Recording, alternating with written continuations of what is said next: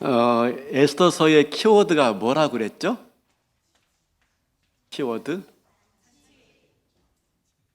실력이 없으면 눈치라도 있어야 된다고 하는데 죽어보시고 하신 거죠? 좋습니다. 네. 잔치도 키워드고요. 또 우리가 많이 했던 말이 뭡니까? 우연히, 그죠? 마침 그랬습니다. 보이지 않는 하나님께서 우리를 위해서 일하시는데 무대 뒤편에서 우연이라는 것으로, 마침이라는 것으로 역사하신다. 그래서 우리는 매일매일 일상이 중요하고 그 일상을 기대하며 또 긴장감 있게 일상을 우리가 살펴봐야 된다라고 말씀을 드렸어요. 엊그제 그 세가족 신방을 다녀왔는데 말씀을 이제 예배 후에 예배 드리고 난 다음에 이제 교제하면서 제가 물었어요. 어떻게 우리 교회에 등록하게 되셨습니까? 라가 제가 물었더니요. 이런저런 이유로 오랫동안 신앙생활을 중단하고 교회를 방학을 했더래요. 방학을. 교회도 방학하더라고요. 방학을 했더래요. 그러는 중에 갑자기 몸이 안 좋아지신 거예요. 일하는 중에 몸이 안 좋으셔가지고 뭐 이 약 먹어보고 저 약 먹어봐도 안 되는 겁니다. 마침내 의사가 이 약도 안 들으면 힘들어요 라고 말을 하더래요. 그래서 이 약도 안 들으면 이제 어려워지니까 그래서 그때부터 하나님께 기도했답니다. 하나님 나 살려주세요. 나 살려주세요. 날 회복시켜 주세요 라고 기도했더니 하나님께서 은혜 주셔가지고 건강이 좋아진 거예요. 건강이 좋아지니까 그 은혜에 감사한 마음 가지고 성경 쓰기를 한 겁니다. 성경 쓰기를. 성경을 쓰다 보니까 어떤 마음이 생기냐면 교회 다녀야 되겠다, 신앙생활을 좀 해보게 되겠다 하는 마음이 생기더랍니다. 그래서 기도했대요. 2달 동안 하나님 나에게 좋은 교회 보내주세요, 나에게 알맞는 교회를 허락해 주세요 라고 기도했는데 2달쯤 지났는데 어느 날 유튜브를 이렇게 보고 있는데요, 갑자기 저희 교회 예배 영상이 떠오르더래요. 우연히. 마침. 그래서 봤는데 그때가 언제냐면 우리가 교회입니다 캠페인 할 때였어요. 교회를 찾고 있었는데 우리가 교회입니다 라고 하니까 이 교회에 대한 이제 그 말씀이 꽂히는 거예요. 그래서 무작정 찾아와 교회에 나와 예배 드렸답니다. 근데 그때 첫 번째 예배가 뭐였냐면 그 주제였죠. 첫 번째 주제가 뭐냐면 예배였습니다. 예배. 그래서 제가 전했는데요, 저는 전하고도 잊어버렸는데요, 춤추는 예배자 이지 않았습니까? 라고 하시는 거예요. 춤추는 예배자 맞아요. 제가 말씀 전하고 갔죠. 그러면서 춤추는 예배자라는 설교를 듣고 영원히 춤추는 같은 느낌이 들어서 그날로 바로 등록하셨다라는 그런 말씀이었어요. 그런데 그 다음에 옆에서 가만히 이제 여집사님이 하시는 말씀을 듣고 있던 남자 집사님이 한마디 거두는데 그 말씀이 압권이었어요. 뭐라고 말하냐면 이렇게 말하는 것입니다. 이 사람아, 우연이 어딨어, 우연이. 하나님 안에서는 다 필연이지. 야, 에스더 말씀을 잘 들으신 거예요. 네, 그랬어요. 그래서 집사님 다음 주에 여기 와서 말씀 전하시죠? 네, 그랬어요. 서론이 길었죠. 우연히, 마침, 이게 에스더서의 중요한 또 키워드이기도 하지만 아까 말한 것처럼 눈치로 우리가 살핀 것처럼 잔치라는 키워드도 매우 중요한 키워드예요. 잔치. 잔치라는 단어가 이 에스더서에 무려 20번 이상 나옵니다. 20번. 그러면 구약 전체에서는 몇 번 나오느냐? 잔치라는 단어가요? 46번 나와요. 46번 나오는데 그 중에 20번이 에스더서에 나오고 있다는 것입니다. 그러니 이 에스더서가 얼마나 잔치를 깊이 다루고 있는지, 그리고 그 잔치의 의미에 대해서 얼마나 중요하게 말하고 있는지를 알 수가 있어요. 그러니까 에스더서를 해석하는 또 하나의 키워드가 뭐라고요? 잔치인 거예요. 잔치. 그런데 이 잔치라는 단어가요, 이 9장에 진짜 많이 나와요. 9장에 또. 그리고 오늘 본문 보세요. 17절에도 잔치, 18절에도 잔치, 19절에도 잔치. 제가 다른 의도로 본문 정한 게 아니라 잔치 열렸네 이어지기 때문에 그냥 정했어요. 17절, 18절, 19절. 그리고 또 22절에 가니까 또 잔치도 나와요. 여러분, 그날, 그죠? 그날, 언제죠? 아비벌 13일 날 유대인들이 자기의 대적을 진멸합니다. 그리고 그 다음날 쉬면서, 하루 쉬면서 뭐 했더라? 잔치를 베풀었더라. 근데 수산성은요, 많으니까 13일 날만 허락받은 게 아니라 하루 더 연장받죠. 14일까지.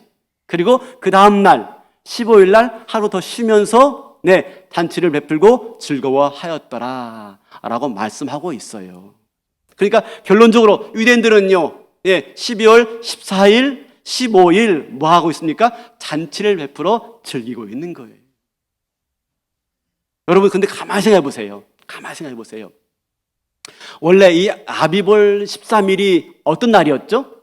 아비볼 13일이 12월 13일이 어떤 날이었죠? 하만이 유대인들을 몰살시키려고 날 잡아놓은 날이에요. 그죠? 자기의 신께 의지해서 제비 뽑아 당첨된 날이 12월 13일이에요. 그러면 이게 하만의 사람들에게 12월 13일은 길일이죠, 길일. 그죠? 길일입니다. 반대로 그러면 12월 13일은 유대인들에게는요, 길일의 반대말이 뭔지 모르겠죠? 그죠? 길일의 반대말, 네이버 보니까 흉일, 불길한 날. 근데 기가 막힌 게요, 제가 이부 때 물어보니까 여기 앉아있던 청년 하나가 앉아 막 결혼했네요. 뭐라고 하냐면 제삿날이요. 제가 저 얘기를 좀 알았으면은 오늘 설교 제목을 초상날이 잔칫날로인데 제삿날이 잔칫날로. 바로 초상날이죠, 초상날. 그죠? 그날은 죽는 날입니다. 제삿날입니다. 꼼짝없이 유대인들은 다 죽을 수밖에 없었습니다. 그날. 왜? 하만이 내린 조소 때문에 유대인들은 다 죽고 재산까지 다 약탈될 수밖에 없는 그런 날이었어요. 그러니까 유대인들은 마치 사형 선고를 받아놓고 날만 기다리고 있는 겁니다. 하루하루 그 날이 가까워지면요, 어떤 기분이겠습니까? 정말 아마 마음이 타들어갔을 것 같아요. 하루하루 그날이 가까울 때마다 얼마나 견디기 힘들었겠습니까? 그죠? 근데 그러다가 갑자기 하만이 오히려 죽게 되어지고 모르드게가 하만의 자리를 대신 차지해서 2인자가 되었습니다. 그리고 두 번째 조서를 내리죠. 왜냐하면 그 나라에서는 조서를 취소하는 법이 없기 때문에 그 하만의 조서를 능가할 만한 두 번째 조서를 내리죠. 그게 뭡니까? 유대인들이 함께 모여서 스스로를 방어하고 오히려 대적들을 대적할 수 있도록, 공격할 수 있도록 허락하는 내용이었어요. 그 조서를 받아들고 어떡합니까? 유대인들이 모였을 뿐만 아니라 스스로 방어했을 뿐만 아니라 페르시아 제국 내에 있는 모든 행정 관료들이 모르드게를 두려워해서 유대인들을 돕고 그 일들을 할 수 있도록 후원해 줘요. 그래서 그날 이 12월 13일 날 완전히 반전이 일어난 거예요. 반전이. 그죠? 유대인들이 대적들을 죽였는데 수산성에서만 800명, 그리고 페르시아 전역에서는요 7만 5천 명을 죽이게 되어집니다. 어마어마한 거죠. 그리고 나서 그 다음날 유대인들이 잔치를 베푼 거예요. 왜 그랬어요? 자기들이 죽을 뻔한 날이었는데 오히려 살게 되었으니까 기쁘지 않을 수가 없죠. 즐겁지 않을 수가 없는 거죠. 그래서 잔치를 베풀고 있는 겁니다. 한마디로 말하면요, 제삿날 될 뻔했는데, 제삿날 될 뻔했는데 그날이 구원받게 되었으니 잔칫날이 된 거죠. 잔칫날이. 이렇게 하나님은 뒤집기의 명수입니다. 역전의 명수이죠. 제가 이렇게 이제 그 말을 바꿔보면은 전혀 다른 완전히 반대의 말이 나오는 말들이 있더라고요. 뒤집어 보면요 완전히 반대 말이에요. 그 중에 대표적인 게 뭐냐면 자살. 뒤집어 보면 살자. 완전히 말이 바뀌더라고요. 뒤집기. 그죠? 또 이게 있죠. 힘들다 할 때 내 힘들다 그러죠. 이 내 힘들다 그 말을 바꿔 뒤집어 보면요 다들 힘내. 힘들다 하지 말고 다들 힘내. 하나님 어떤 분이시라고요? 뒤집기의 명수의 명수. 제삿날이 잔칫날이 된 겁니다. 추석날이 잔칫날이 된 거예요. 그러니까 잔치를 베풀 수밖에 없는 거죠. 여러분 마찬가지입니다. 우리가 어떤 운명이었습니까? 우리가 죽을 수밖에 없는 운명이었어. 왜요? 죄의 작은 사망이기 때문에. 죄를 짓고 우리가 죽을 수밖에 없는 운명이었습니다. 그런데 그때 예수님께서 육신을 입고 이 땅에 오심으로 말미암아 우리 죄를 지시고 십자가에서 죽으심으로 말미암아 우리가 죄에서 사망에서 구원받아 영원히 살게 된 겁니다. 죽을 뻔한 운명에서 우리가 구원받게 된 거예요. 그러니까 여러분 뭡니까? 이 지금 에스더서에 나오는 이야기는요, 누구의 얘기입니까? 유다인들만의 얘기가 아니에요. 우리 이야기, 우리 얘기. 죽을 뻔했던 운명에서 구원받게 되어 살게 되었으니 잔치를 베풀 수밖에 없는 것이죠. 우리가 죽을 수밖에 없는데 예수 그리스도의 구원의 은혜로 말미암아 살게 되었으니까 우리가 잔치를 베푸는데 그 잔치가 뭐예요? 그 잔치가 뭐예요? 예배죠, 예배. 어쩜 그렇게 잘하십니까? 그죠? 예배죠, 예배. 예수님이 이 땅에 오심으로 사망의 조서, 그죠? 하만의 조서, 사망의 조서를요 무효화시키고 생명의 조서로 바꿔낸 겁니다. 그 예수 그리스도의 이 땅에 오심이에요. 그걸 기념하며 즐거워하는 날이 바로 오늘 드리는 주일 예배이고, 주일날 모여서 구원을 기뻐하며 구원을 감격하며 구원을 즐거워하는 거죠. 그래서요 성경에서는 구원을, 그죠? 또 구원받은 그 천국의 삶을 비유로 표현하는데 잔치로 표현하죠. 잔치. 구원 이꼬르 잔치예요. 천국 이꼬르 잔치예요. 누가복음 15장에 보면은 잃은 비유 나오죠. 처음에 잃은 양, 양 100마리 있는데 한 마리 잃었어요. 그러니까 이 양 주인이 어떡하죠? 99마리 놔두고 그 한 마리를 찾으러 떠나지 않습니까? 그 잃어버린 한 마리를 찾은 다음에 뭐라고 말하죠? 내가 잃었던 내 양을 찾았으니 어떻게 해요? 우리 나와 함께 기뻐하고 즐거워하자. 나와 함께 기뻐하고 즐거워하자. 잔치에 잔치. 이런 드라크마의 비유. 과부가 그 드라크마를 잃어버렸어요. 동전을 잃어버렸어요. 귀한 동전이죠. 근데 열심히 찾다가 찾았어요. 뭐라고 말하죠? 내가 잃었던 것을 도로 찾았으니 나와 함께 기뻐하고 즐거워하자. 잔치, 잔치.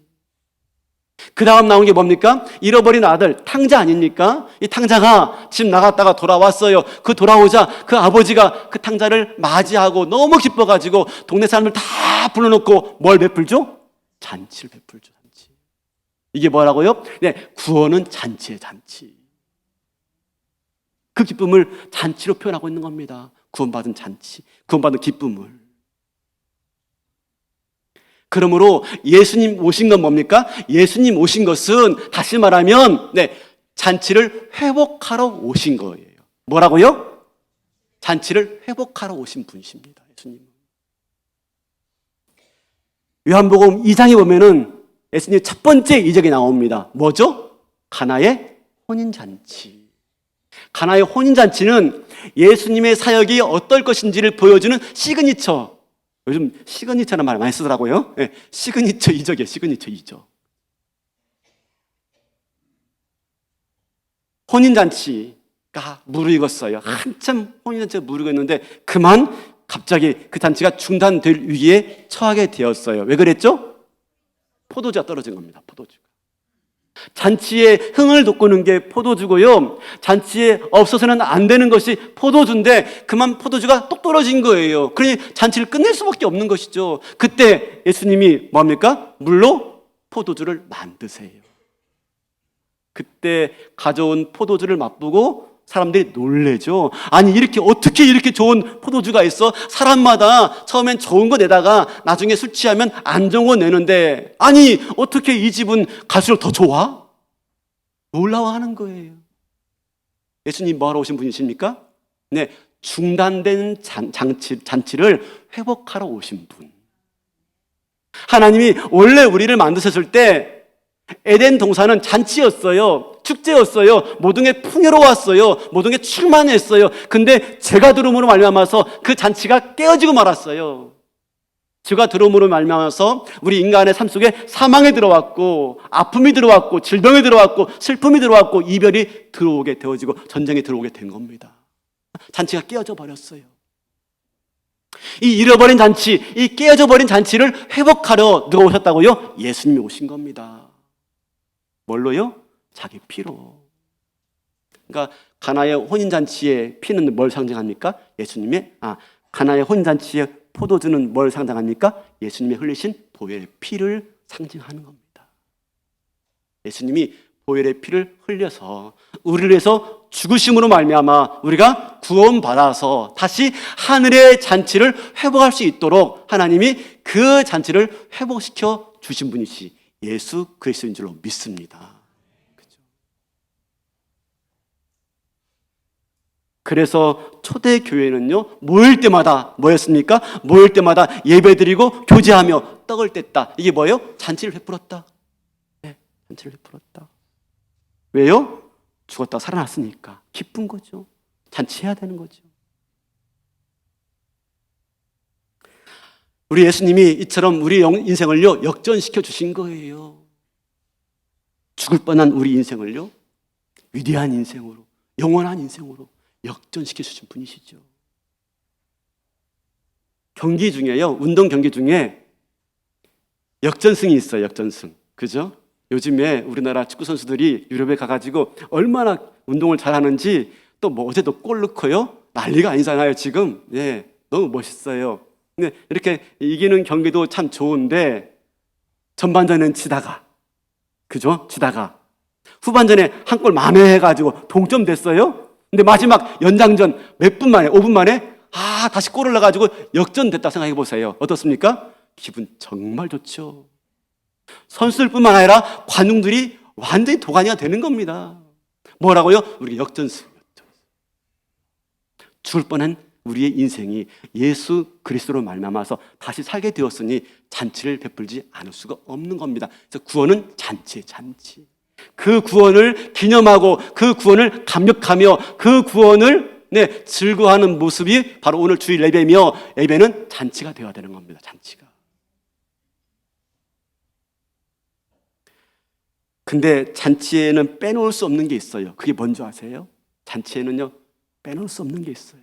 우리가 주일 예배가 잔치다, 그게 없으면 안 돼요. 뭔지 아세요? 그동안 코로나 때 교회마다 점심을 다 중단했어요. 그죠? 코로나 때문에 점심을 할 수 없었어요. 저희 교회도 점심을 하다가 스톱했어요.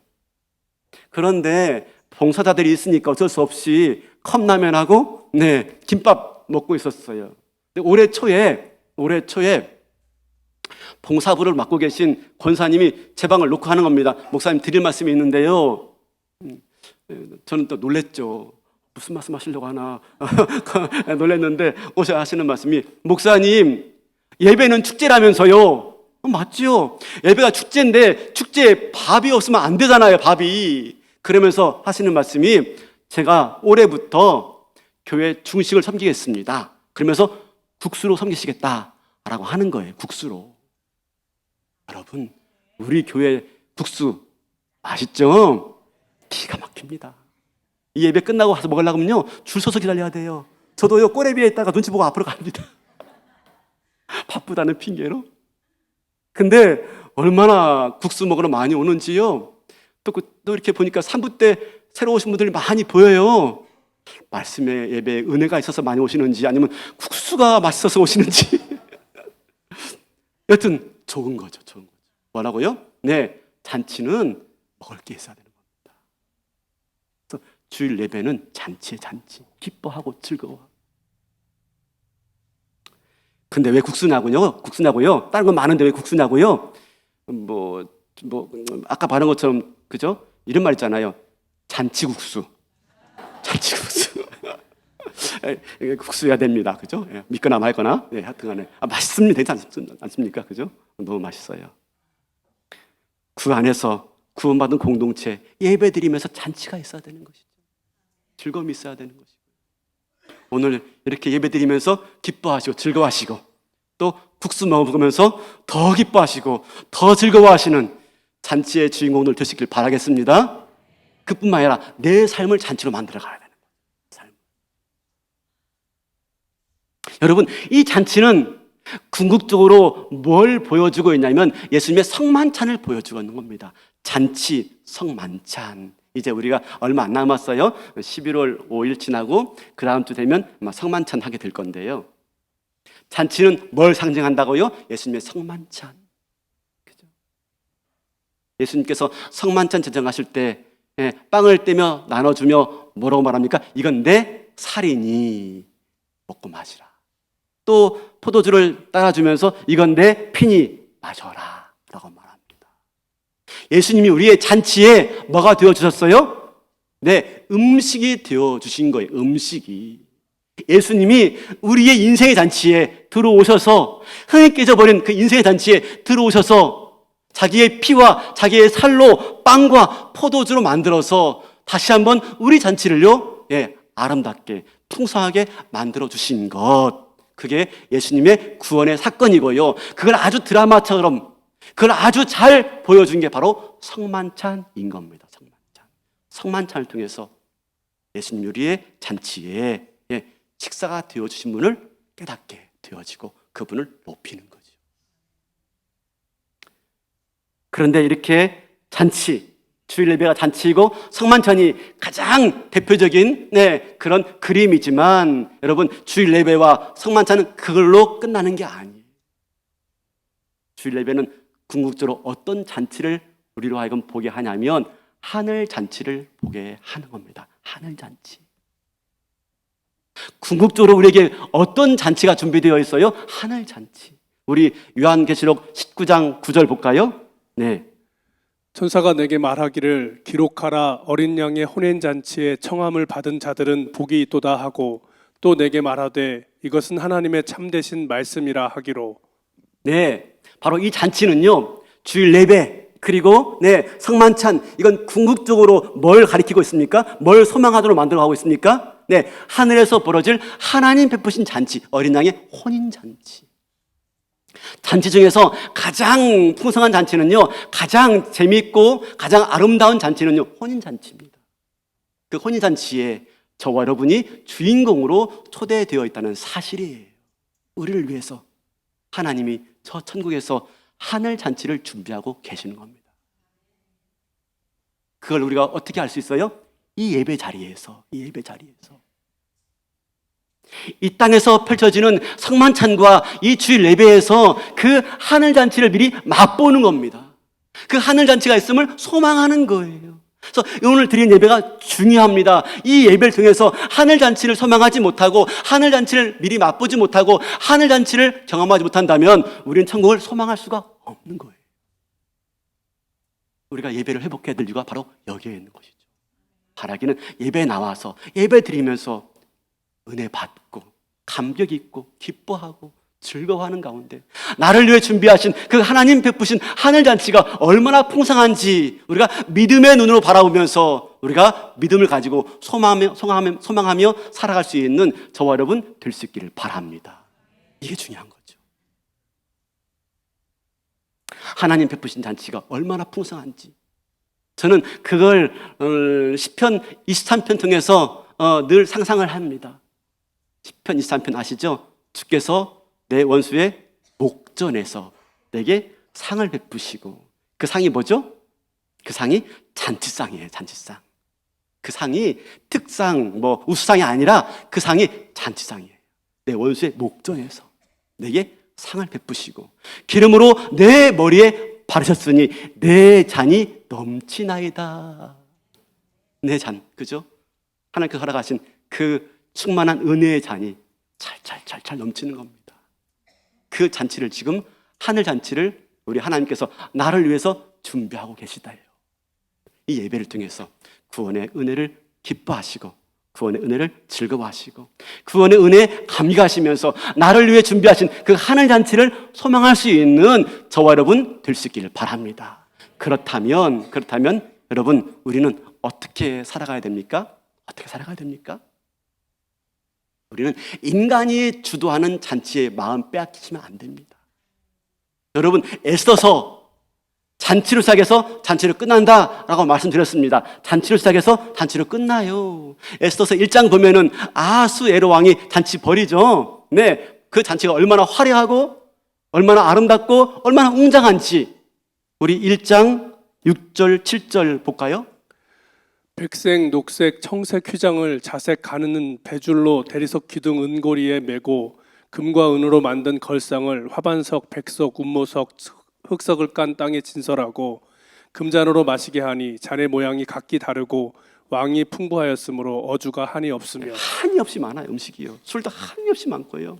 또 그 잔치상과 잔치 주변이 얼마나 화려한지, 인간이 베푸는 잔치의 화려함, 아름다움, 멋들어움을 지금 말하고 있는 겁니다. 그 잔치와 어떤 잔치를 비교하고 있어요? 에스더에서 1장의 잔치와 오늘 9장의 잔치를 지금 비교하고 있습니다. 물론 그 사이에 와스디 왕비가 베푼 잔치, 또 에스더가 베푼 잔치 쭉 나오지만 궁극적으로 아하수에로 왕이 베푼 1장의 잔치와 오늘 9장의 잔치, 똑같은 잔치이지만요, 그 내용이 다릅니다. 인간이 베푼 잔치는 화려해요. 어마어마해요. 네, 모두가 다 동경합니다. 그에 비해서요, 오늘 하나님 베푸신 잔치, 유대의 잔치는요, 그냥 기뻐하고 즐거워했더라. 딱 한 가지 다른 게 있습니다. 딱 한 가지 다른 게 뭡니까? 19절 하반절에 보니까 잔치를 베풀고 즐기며 서로 예물을 주더라. 예물을 주더라. 왜 서로 예물을 나눠요? 왜 선물을 나눠요? 이날에 왜 선물 나누는 거예요? 구원은 선물이에요. 구원은 선물. 구원은 거저 받은 겁니다. 구원은 은혜로 받은 거예요. 내가 구원을 은혜로 받았음을 표현하는 게 뭡니까? 선물을 나누는 거예요. 선물을 나누는 거예요. 실제로 유대인들은요, 그날 뭐 하냐면 별미를 만들어서 나눠 먹는답니다. 근데 이 선물을 나누는 게 전통이에요. 그래서 성탄절날 뭐 하죠? 선물 나눕니다. 선물. 근데 이게 그만 상업적으로 변질되고 마른 거죠. 안타깝지만 뭐라고요? 네, 구원이 선물이라는 것을 알리기 위해서 서로 애물을 나누는 겁니다. 그냥 애물 나누는 걸로, 또 가져온 별미를 가지고 서로 나눠 먹는 정도로. 비록 외모의 차이는 있지만요, 어떤 잔치가 더 귀한 잔치냐 하는 거예요. 여러분, 인간이 주도하는 잔치는 몇 가지 특징이 있어요. 첫 번째, 인간이 베푸는 잔치, 인간이 주도한 잔치는 첫 번째가 뭐냐면요, 자기 과시예요. 자기 과시. 그죠? 내가 얼마나 권력이 있고, 내가 얼마나 물질이 많은지를 늘 드러내요. 이 인간의 잔치예요. 두 번째, 인간의 잔치의 특징이 뭐냐면요, 허영이에요, 허영. 내가 얼마나, 대단한 사람인가를 과시하기 위해서, 어떡합니까? 과소비를 하는 겁니다. 그런데 인간이 만드는 잔치, 인간이 주도하는 잔치의 마지막 세 번째 특징이 이게 중요해요. 그 잔치의 끝은 무엇입니까? 분노예요. 분노. 그리고 우울과 실패감과 낭패감이에요. 아하수에로 왕이 왕후 와스디를 잔치에 초대해요. 그러니까 와스디가 안 가요. 내가 뭔 줄 알아? 안 가죠. 그것 때문에 왕이 분노해서 마침내 왕후를 폐시켜버리고 맙니다. 이게 인간 잔치의 끝이에요. 뭐라고요? 분노와 슬픔과 공허함과 그리고 외로움, 그리고 우울함. 그래서 인간 잔치가요, 얼마나 우울한지 몰라요. 오늘날 이 세계가 분노와 우울감으로 가득 차 있어요. 저 미국에서 또 막 총기 난사했더만요, 얼마나 분노가 많은지, 또 얼마나 많이 우울한지 몰라요.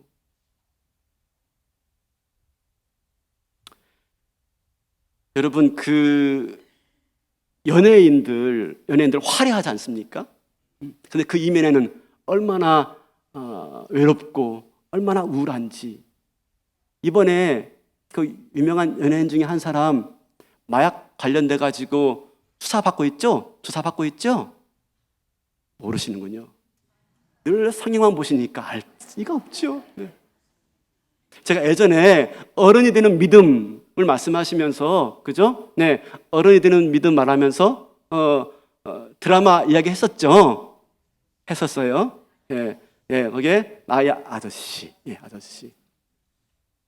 거기에 주인공 나온 이 모모 배우가 마약을 했다는 그런 혐의로 지금 수사를 받고 있어요. 왜 그래요? 화려하지만, 인간이 만든 잔치가 화려하고 아름답지만 그 이면은요, 공허한 거예요. 공허한 거예요. 우울한 거예요. 우울한 거. 그 끝은요, 분노와 패배감과 슬픔이 있는 겁니다. 그걸 해결할 길이 없으니까 마약에 손대고 다른 길로 가는 거죠. 몇 해 전에 탤런트 정혜리 아시죠? 이 정혜리 원사님이 저희 교회에 오셨어요. 제가 이전에 섬기던 교회에 나오시던 권사님이었기 때문에 교제하고 있었는데, 당진에 이 고대에 세트장이 있더라고요. 거기서 드라마 찍고 가시는 길에 저희 교회 예배가 제가 여기 있다는 거 아니까 와서 예배 드리고 가셨는데, 그분이 탤런트잖아요. 근데 그 연예계에 있는 많은 사람들이 이 영혼이 다 공허하답니다. 이 영혼이 다 병들었다는 거예요. 화려하지만, 겉으로 볼 때 화려하고 아름답지만, 너무나 이 속이 피폐해 있어서 자살하고, 그렇죠? 나에게 손대고. 자기가 연예계에 남아있는 이유 중에 하나가 뭐냐면, 그런 후배들을 살리고 돕고 구원하기 위해서 자기가 연예계에 남아있다라고 하는 말을 하셨어요. 그런 거죠, 지금. 그러나 어떻습니까? 하나님 베푸신 잔치에는요, 즐거움이 있고 기쁨이 있고 감격이 있는 거예요. 내 걸 나누는 거예요. 얼마 전이 아니에요. 이번에 22일 날, 이번 주에 CBS의 성서학당에 고정 패널로 나오던 김상훈 목사님이 있어요. 아시는지 모르겠어요. 저는 CBS를 자주 보다 보니까 이 김상훈 목사님이 이번 22일 날 54세의 일기로 하나님 부르심 받았어요. 원래 이분이 목사님이면서 그 전에 찬양 사역자였어요. 찬양 사역자. 근데 이분이 심장 질환을 앓고 있는 겁니다. 근데 어떻게 하냐면 보통 사람의 10%만 뛴대요. 보통 사람의 10%만 살아나가지고 그 10%로 살고 있으니 이게 얼마나 힘들겠습니까? 그러니까 의사 선생님이 다른 거 하면 안 됩니다. 무리하면 안 됩니다. 막 이러는 거예요. 얼마나 안타까워요. 그래서 심장이 아프니까 그 심장을 부둥켜 안고 하나님께 기도했어요. 하나님 날 낫게 해주세요. 그랬더니 하나님이 응답을 주시는데요. 뭐라냐면 너 죽을 때까지 나를 찬양해. 너 죽을 때까지 나를 찬양해. 라는 응답을 주시더래요. 그런데 김상원 목사님은 그 하나님 말씀에 나 싫어요. 죽을 때까지가 아니라 하나님 죽어서도 하나님 찬양할래요. 라는 거예요. 죽어서도 하나님 찬양할래요. 왜? 자기의 구원의 기쁨과 즐거움 그리고 부활의 소망을 찬양하겠다는 거예요. 언제까지? 죽어서도. 그렇게 하나님을 찬양하는 자로 우리 가운데 기억에 남는 존재가 되고 싶다라는 말이었던 것이죠. 그러면서 그분이 이제 장례 때 여러분들의 그 인터뷰를 봤어요. 여러분들이 인터뷰를 봤는데요. 이렇게 말합니다. 김상훈 목사님, 우리한테 에너지를 주는 분이에요. 에너지를 주는. 옆에 있으면 에너지를 준대요. 아니, 신장이 10%밖에 안 남았는데 무슨 에너지를 주는 거예요? 그죠? 이게 중요한 게 아닌 거죠. 내 영혼의 기쁨과 즐거움이 남한테 에너지를 주는 거예요. 또 하나 말이 뭐냐면, 그분은 우리 주변 사람들을 기분 좋게 만들어줘요. 네, 구원의 기쁨과 즐거움을 늘 찬양하니까. 옆에 있는 사람들을 기분 좋게 만들어줘요. 이게 뭐라고요? 이게 바로 인간이 주도하는 잔치의 기쁨이 아니라 하나님이 허락하신 잔치의 즐거움이신 줄로 믿습니다. 영원히 내 심장이 꺼져도 영원히 뛰는 그 잔치, 그 기쁨의 잔치. 이 기쁨이 우리한테 있나요? 이 즐거움이 나한테 있나요? 그 구원의 기쁨과 즐거움으로 이 예배가 회복되기를 바랍니다. 그렇죠? 우리 남은 날들이 그 즐거움으로 살아가지 않겠습니까? 어제 아까 말한 그 새신자 신방을 다녀오는데요. 같이 신방대원으로 갔던 그 순 식구가 있었어요. 근데 그분도 등록하신 지가 얼마 안 돼요. 한 1년 전에 조금 더 빨리 등록했을 뿐입니다. 근데 이 예배 드리는 모습이 유독 눈에 띄어요. 여러분 아세요? 제가 이렇게 보더라도요, 다 보입니다. 예배 드리는 모습 다 보여요. 근데 유독 예배 드리는 모습이 유독 남다른 거예요. 왜냐하면 이렇게 막 저를 이렇게 막 하나씩 막 뚫어지게 바라보시면서 예배를 드리는데, 몇 분 계십니다. 아주 유독 그렇게 바라보시는 거예요. 그래서 제가 물었어요. 교회 다니신 지 얼마 됐습니까? 했더니 그 전에 제가 다른 교회 조금 다녔는데 그냥 왔다 갔다 하고 말았어요. 그리고 우리 교회에 2년 전에 등록하시고 지금 그때부터 쭉 다니신다는 겁니다. 제가 물었어요. 근데 말씀을 잘 알아들으십니까? 라고 물었어요. 그랬더니 처음에는 잘 몰랐대요. 처음에는 말씀이 귀에 안 들었대요. 그런데 다니다 보니까 깨달아지더라는 것입니다. 그러면서 성경 통독을 하시는 거예요. 제가 성경 통독 이끌지 않습니까? 성경 통독에 들어오셔가지고 말씀을 듣는데 어려운 말이거든요. 제가 말을 좀 어렵게 하는 어렵게 하는데 고개를 끄덕끄덕거리시는 거예요. 알아듣냐고. 알아듣는다는 겁니다. 놀라웠죠. 제가 물었습니다. 원래부터 이해력이 뛰어나십니까? 아니면 뭐 깨달음의 지혜가 있습니까? 라고 물었더니 하나님 은혜 주어서 깨닫게 된 것 같아요 하면서 성경을 통독하시는 거예요. 그거 아무나 못하지 않습니까? 뭐 알아먹어야지 읽든지 말든지 할 거 아니겠습니까? 하나님 은혜 주시니까. 그러면서 한 가지를 더 말씀하시는데 숨은 비결이 있더만요. 숨은 비결이. 그게 뭔지 아세요? 궁금하죠? 궁금하면? 이분이 3부 예배 나오시는데 지금 이 예배 나오고 계세요. 나와 있어요. 근데 3부 예배 나오시는데요, 그냥 나오시는 게 아니더라고요. 3부 예배 나오기 전에 유튜브로 2부 예배를 드리시는 거예요. 2부 예배로. 유튜브로. 2부 예배를 다 드리시고, 그리고 중간에 30분 사이에 옷 갈아입고 기어 나오시는 겁니다. 그리고 이 3부 예배를 또 드리시는 거예요. 그러니까 어떡합니까? 말씀이 들어오죠. 그러신 분들이죠.